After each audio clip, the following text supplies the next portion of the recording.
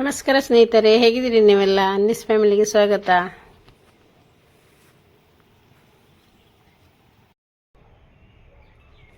ಇವತ್ತು ಬೆಳಿಗ್ಗೆ ಹಕ್ಕಿಗಳ ಸೌಂಡ್ ತುಂಬ ಜೋರಿದೆ. ತುಂಬ ಖುಷಿ ಆಗ್ತದೆ ಬೆಳಿಗ್ಗೆ ಕೇಳಲಿಕ್ಕೆ.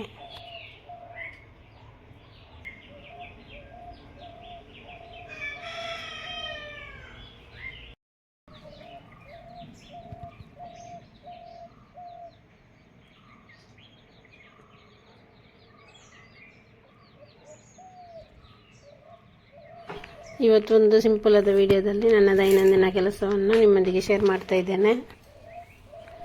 ರೋಡ್ ಸೈಡಲ್ಲಿ ಮಾರಿಕೊಂಡಿರುವ ಚಿಕ್ಕ ಗಿಲ್ರಾಜ ಮರಿಗಳನ್ನು, ಕೋಳಿ ಮರಿಗಳನ್ನು ತಗೊಂಡು ಬಂದಿದ್ದಾನೆ.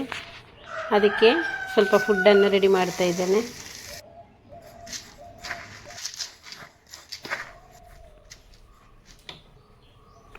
ಸ್ವಲ್ಪ ಬೆಳ್ತಿಗೆ ಅಕ್ಕಿ ಮತ್ತು ಸ್ವಲ್ಪ ಗೋಧಿ ಮತ್ತು ಊಟದ ಅಕ್ಕಿಯನ್ನು ಸ್ವಲ್ಪ ಮಿಕ್ಸ್ ಮಾಡಿ ಪುಡಿ ಮಾಡಿ ಹಾಕ್ತಾ ಇದ್ದೇನೆ. ಈ ಕೋಳಿಗೆ ಕಾವಿಗೆ ತುಂಬ ಮೊಟ್ಟೆಗಳನ್ನು ಇಟ್ಟಿದ್ದೆವು, ಆದರೆ ಒಂದು ಮಾತ್ರ ಒಡೆದಿದೆ.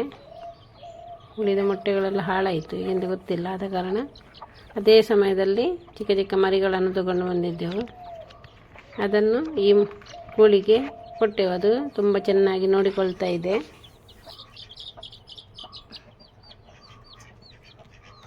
ಇದು ಅದರ ಮರಿಗಳಲ್ಲ, ಒಂದು ಮಾತ್ರ ಅದರಲ್ಲಿ ಅದರ ಮರಿ. ಆದರೂ ಚೆನ್ನಾಗಿ ತನ್ನ ಮರಿಗಳಂತೆ ಚೆನ್ನಾಗಿ ನೋಡಿಕೊಳ್ತಾ ಇದೆ.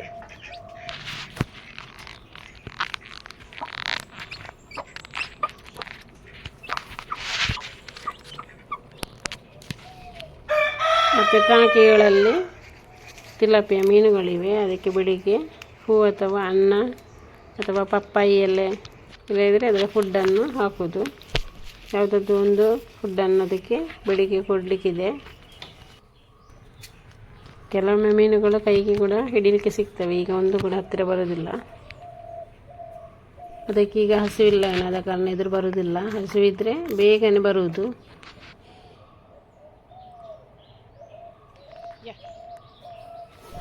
ನಮ್ಮ ಅಪ್ಪುವನ್ನು ಬೆಳಿಗ್ಗೆ ಬಿಸಿಲು ತಾಗಲಿಕ್ಕೆ ಆ ಗ್ರೌಂಡಲ್ಲಿ ಸ್ವಲ್ಪ ಹೊತ್ತು ಕಟ್ಟಿ ಬರುವುದು. ಅದಕ್ಕೆ ಅಲ್ಲಿ ಕಟ್ಟುವುದಂದರೆ ತುಂಬ ಖುಷಿ.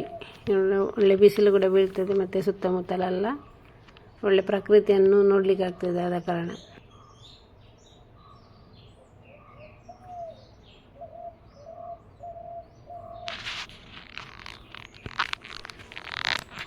ನೆಕ್ಸ್ಟ್ ಅಕ್ವೇರಿಯಂನಲ್ಲಿರುವ ಶಾರ್ಕ್ ಮೀನು ಹಾಗೂ ಗೌರ ಮೀನುಗಳಿಗೆ ತಿನ್ನಲಿಕ್ಕೆ ಹಾಕ್ತಾ ಇದ್ದೇನೆ. ಒಂದು ಕ್ಯಾಟ್ ಫಿಶ್ ಕೂಡ ಇದೆ. ಮತ್ತು ಉಳಿದ ಸಣ್ಣ ಸಣ್ಣ ಮೀನುಗಳೆಲ್ಲ ಮತ್ತೊಂದು ಟಬ್ಬಲ್ಲಿದೆ. ಇವನೊಬ್ಬ ಗೋದಲಿ ಒಳಗೆ ಮಲ್ಕೊಂಡಿದ್ದಾನೆ. ಗೋದಲಿರುವ ಎಲ್ಲ ವಸ್ತುಗಳನ್ನು ಮೊನ್ನೆ ತೆಗೆದಿದ್ದೇವೆ. ಮೊನ್ನೆ ಭಾನುವಾರ ಅದನ್ನೆಲ್ಲ ತೆಗೆದು ಖಾಲಿ ಮಾಡಿದ್ದೇವೆ.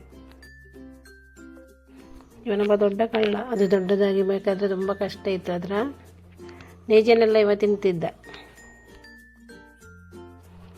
ಚಿಕ್ಕ ಮಕ್ಕಳಾಗಿ ತುಂಬ ಪೊಕ್ಕರಿದ್ದಾನೆ ಅವನು.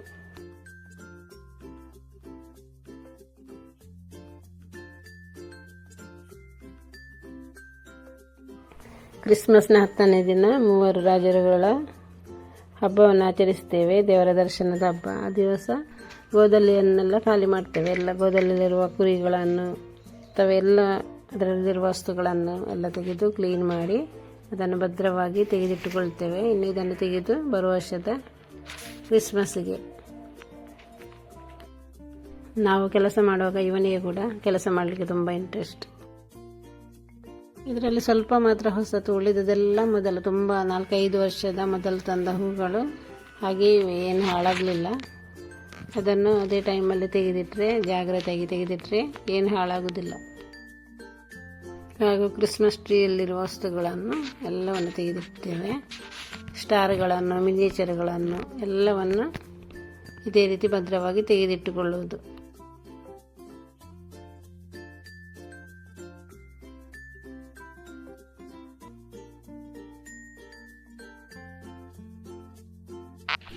ಈ ಕುರಿಗಳನ್ನೆಲ್ಲ ಈ ರೀತಿ ತೆಗೆದಿಟ್ಟರೆ ಏನು ಬೇಗನೆ ಹಾಳಾಗೋದಿಲ್ಲ. ಬೇರೆ ಒಂದೊಂದು ತಾಗಿ ಇದು ಹೊಡೆಯುವುದು. ಈ ಸಲ ನಾವು ತುಂಬ ಕುರಿಗಳನ್ನು ತಯಾರಿಸಿದ್ದೇವೆ. ಇದೆಲ್ಲ ತುಂಬ ಹಳೆಯದಾದ ಕುರಿಗಳು.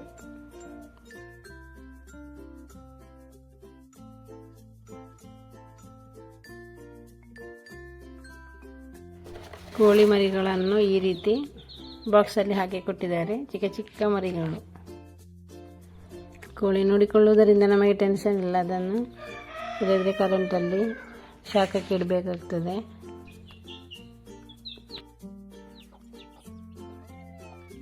ಈ ಕೋಳಿ ತನ್ನ ಮರಿಗಳಂತೆ ಚೆನ್ನಾಗಿ ನೋಡಿಕೊಳ್ತದೆ.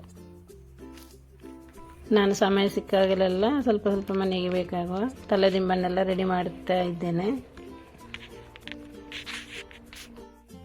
ಈಗ ಹತ್ತಿ ಮರವೇ ಕಡಿಮೆಯಾಗಿದೆ. ಈಗ ಒಳ್ಳೆ ಹತ್ತಿಯಲ್ಲಿ ಸಿಗುವುದೂ ಇಲ್ಲ. ಮನೆಯಲ್ಲಿ ಈಗಲೂ ಇದೆ ಮರ, ಆದರೆ ಮೊದಲಿನಷ್ಟು ಹಿಡಿಯುವುದಿಲ್ಲ. ನಾವು ಚಿಕ್ಕದಿರುವಾಗ ಅಪ್ಪ ಇದನ್ನೆಲ್ಲ ಕ್ಲೀನ್ ಮಾಡಿ ರೆಡಿ ಮಾಡಿ ಕೊಡ್ತಿದ್ರು. ಎಷ್ಟು ಹಳೇದಾದ ಹತ್ತಿ ಆದರೂ ಬಿಸಿಲಿಗೆ ಹಾಕುವಾಗ ಫ್ರೆಶ್ ಆಗ್ತದೆ. ನಾನು ಈ ಹಳೇದಾದ ಬೆಡ್ಡಿನೊಳಗಿಂದ ಇದನ್ನೆಲ್ಲ ತೆಗೆದು ಈ ರೀತಿ ಕವರ್ ಮಾಡಿ ಅದನ್ನು ಚೆನ್ನಾಗಿ 3 ದಿವಸ ಬಿಸಿಲಿಗೆ ಒಣಗಿಸಿದ್ದೇನೆ. ಅದನ್ನು ಏನಿಲ್ಲದಿದ್ದರೆ ಚಿಂದಿ ಬಟ್ಟೆಯಲ್ಲಿ ಕೂಡ ತಲೆದಿಂಬನ್ನು ಮಾಡಲಿಕ್ಕೆ ಆಗೋದು ಮನೆಯಲ್ಲೇ. ಈಗ ಹತ್ತಿಯ ಬೆಡ್ ಅಂತ ಹೇಳಿದರೆ ಅದರೊಳಗೆ ಹತ್ತಿ ಇರುವುದಿಲ್ಲ, ಸ್ಪಾಂಜಿನ ಬೆಡ್ಡೆಲ್ಲ ಇರ್ತದೆ. ಅದು ಒಳ್ಳೆಯದು ಅಲ್ಲ, ತಲೆದಿಂಬಿಗೆ ಕೂಡ ಏನು ಪ್ರಯೋಜನ ಇಲ್ಲ ಇದು. ಆದ ಕಾರಣ ಅದಕ್ಕಿಂತ ಚಿಂದಿ ಬಟ್ಟೆಯ ತಲೆದಿಂಬನ್ನಾದರೂ ಉಪಯೋಗಿಸಬಹುದು. ಹಾಗೆ ಸಮಯ ಸ್ವಲ್ಪ ಸ್ವಲ್ಪ ಇಂಥ ಕೆಲಸಗಳನ್ನೆಲ್ಲ ಮಾಡ್ತೇನೆ. ಹೆಣ್ಣು ಮಕ್ಕಳಿಗೆಲ್ಲ ಇಂಥ ಕೆಲಸ ಕಲಿತರೆ ತುಂಬ ಒಳ್ಳೆಯದು. ಪ್ರತಿಯೊಬ್ಬ ಹೆಣ್ಣು ಮಕ್ಕಳಾದರೂ ಗಂಡು ಮಕ್ಕಳಾದರೂ ಸ್ವಲ್ಪ ಟೈಲರಿಂಗ್ ಎಲ್ಲ ಕಲಿತರೆ ಮನೆಗೆ ತುಂಬ ಉಪಕಾರವಿದೆ. ಟೈಲರಿಂಗ್ ಕೆಲಸ ಅಂದರೆ ಒಂದು ಅಡಿಗೆ ಮಾಡುವಷ್ಟು ಅಡಿಗೆ ಕೆಲಸ ಕಲಿತಷ್ಟೇ ಮಹತ್ವವಿದೆ ಟೈಲರಿಂಗ್ಗೆ. ಒಂದು ಮನೆಯಲ್ಲಿ ಮಿಷಿನ್ ಇದ್ದರೆ ಯಾವ ಬಟ್ಟೆಗಳನ್ನು ಬೇಕಾದರೂ ನಮಗೆ ಹೊಲಿಬೋದು. ಮನೆಯಲ್ಲಿ ಬಟ್ಟೆ ಹೊಲಿಯೋದಕ್ಕೆ ಏನು ಕಡಿಮೆ ಇರುವುದಿಲ್ಲ. ಪ್ರತಿಯೊಬ್ಬರ ಮನೆಯಲ್ಲೂ ಒಂದಲ್ಲ ಒಂದು ಏನಾದರೂ ಹೊಲಿಲಿಕ್ಕೆ ಇದ್ದೇ ಇರ್ತದೆ. ಈಗ ಹೊಲಿಲಿಕ್ಕೆ ಹೊರಗೆ ಕೊಟ್ಟರೆ ಕೂಡ ತುಂಬ ರೇಟ್ ತೊಗೊಳ್ತಾರೆ. ನಾನು ಹೊಲಿಯುವ ಮಿಷಿನ್ ಆದರೂ ಇದಕ್ಕೆ ತುಂಬ ವರ್ಷವಾಯಿತು. ನಾನು ಚಿಕ್ಕಂದಿನಲ್ಲಿ ತಗೊಂಡ ಮಿಷಿನ್. ಈಗೆಲ್ಲ ಏನು ಹಾಳಾಗಲಿಲ್ಲ. ಅದಕ್ಕೆ ಮೋಟ್ರನ್ನು ಇರಿಸೋದ್ರಿಂದ ಸುಲಭ ಆಗ್ತದೆ ಹೊಲಿಲಿಕ್ಕೆ. ಬೇರೆ ಏನು ಮಾಡದಿದ್ದರೂ ವಾರಕ್ಕೊಮ್ಮೆ ಅದಕ್ಕೆ ಎಣ್ಣೆ ಬಿಟ್ಟರೆ ಮಿಷಿನ್ ಯಾವಾಗಲೂ ಸರಿಯಾಗಿರ್ತದೆ. ನಾನಿದು ಸಿಂಪಲ್ ಆದ ಕವರನ್ನು ಮಾತ್ರ ಮಾಡಿ ತೋರಿಸಿದ್ದೇನೆ. ಮತ್ತೊಂದು ರೆಡಿಮೇಡ್ ಕವರ್ನಂತ ಅದನ್ನು ಇನ್ನೊಂದು ವಿಡಿಯೋದಲ್ಲಿ ತೋರಿಸ್ತೇನೆ. ಇದು ಉಳಿದ ಬಟ್ಟೆಯ ಚಿಕ್ಕ ಚಿಕ್ಕ ಚಿಂದಿಗಳ ಪೀಸ್ಗಳನ್ನು ಜಾಯಿಂಟ್ ಮಾಡಿದ್ದೆ. ಇಂಥ ಪಿಲ್ಲೋ ಕವರ್ಗಳನ್ನು ಯಾರಿಗೆ ಕೂಡ ಇದನ್ನು ತಯಾರಿಸಬಹುದು. ಮನೆಯಲ್ಲಿ ಹಳೆ ಬಟ್ಟೆ ಇದ್ದರೆ ಇದು ಕಾಟನ್ ಬಟ್ಟೆಯಲ್ಲಿ ಮಾಡಿದ ಪಿಲ್ಲೋ ಕವರ್ ತುಂಬ ಒಳ್ಳೆಯದಾಗ್ತದೆ. ಸೋಫಾಗಳಿಗೆ ಕೂಡ ನಾನೇ ಕವರನ್ನು ಹೊಲಿದು ಹಾಕಿದ್ದೆ. ನಮಗೆ ಸಿಂಪಲ್ಲಾಗಿ ಯಾವ ರೀತಿ ಬೇಕಾದರೂ ಅದನ್ನು ಹೊಲಿದು ಹಾಕಬಹುದು. ಮಿಷಿನ್ ಇದ್ದರಿಂದ ಯಾವ ಟೆನ್ಷನ್ ಇಲ್ಲ. ಪಿಲ್ಲೋ ರೆಡಿ ಆಗುವಾಗ ಇವನು ಕೂಡ ಇಲ್ಲಿ ಮಲಗಲಿಕ್ಕೆ ರೆಡಿಯಾಗಿದ್ದಾನೆ. ಇಂಥ ಮುದ್ದು ಪ್ರಾಣಿಗಳಿದ್ರೆ ಮನೆಯಲ್ಲಿ ಚಿಕ್ಕ ಮಕ್ಕಳಿದ್ದ ಅನುಭವ ಆಗ್ತದೆ. ಸಮಯ ಹೊದ್ದು ತಿಳಿಯುವುದೇ ಇಲ್ಲ. ಶಾಪಿಂದ ತರುವುದಾದರೆ ಒಂದು ಪಿಲ್ಲೋಗೆ 100-150 ರೂಪಾಯಿ ಕೊಡಬೇಕಾಗುವುದು.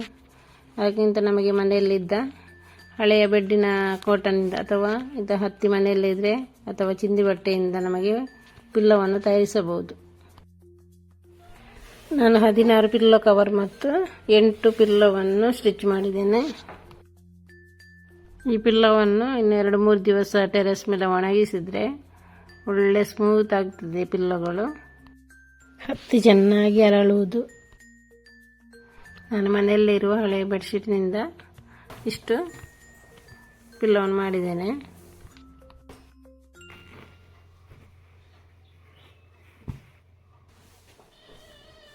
ಚಿಕ್ಕ ಮಕ್ಕಳಿಗೆ ಇಂಥ ಪಿಲ್ಲೋಗಳನ್ನು ಮಾಡಿಕೊಟ್ರೆ ತುಂಬ ಖುಷಿಯಾಗ್ತದೆ.